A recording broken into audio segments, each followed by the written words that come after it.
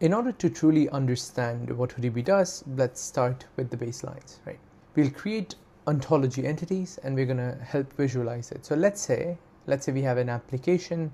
Let's say we're working in a retail industry and we have quite a few things like products, you have customers, you have support tickets from those customers and so on. So let's give that to the WhoDB AI FDE.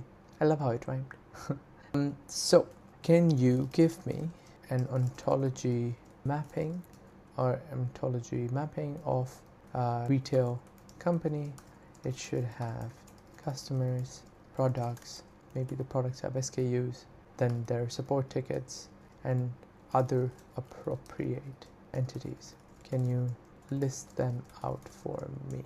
So it's going to work with you and try to solve the problem, right? So in this case, because we're part of a retail company, it will automatically figure out that persona and try to assist you with it. So in this case, you can see that there are way too many. So you have customers, customer address, products, SKU, category, brands, quite a few of them.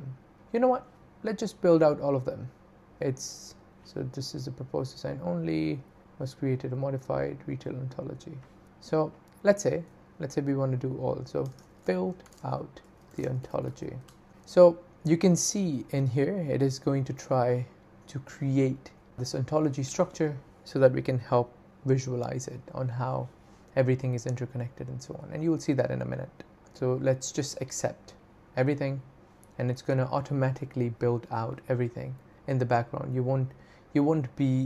will just be visually guiding it rather than intercepting in any way. Great, looks like it is correctly figuring out the hierarchy and all these things. So it said that it verified the 15 entities it created, so on. So it looks like there was an issue. Rather, there is no issue, but it's trying to see if there's something missing or not. But you can see that it is completely self-sustaining. It can figure out what's missing, and when it detects nothing, it'll tell you that it has finished. So we can go to relations, and once we refresh, we will see the complete order of our ontology. So you have products, the products have categories, you can have promotion of those products, and that promotion is why you could have an order. In an order, you will have a customer's address where that thing would have been shipped to the order. You might have support ticket with that order. That makes sense.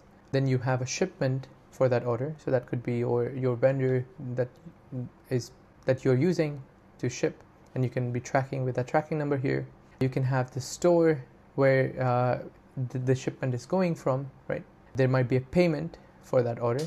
Then you have a return. The order could be returned. There could be an order line. So that basically says like which different items and products have been part of the order. And then you have the inventory. The inventory could be like what is in the store, and that would be the actual SKU, like how many items are there in that store, and that would be the inventory. So you can see that this is a very visually pleasing, first of all, but it's a completely logical ontology that is created. And as a retail company, you might use a part of it. You might already have shipment tracking done internally, and you might be looking for some sort of support ticket mechanism, right? And that's the beauty of data warehousing. It can create sanity across everywhere, and you can only use what is necessary, or what you're missing, you can build on top of it. So that's kind of the idea of ontology and how each ontology entities are related to each other. So this is a logical structure that is created for your organization. But yeah, thank you so much. We'll continue on to the next one.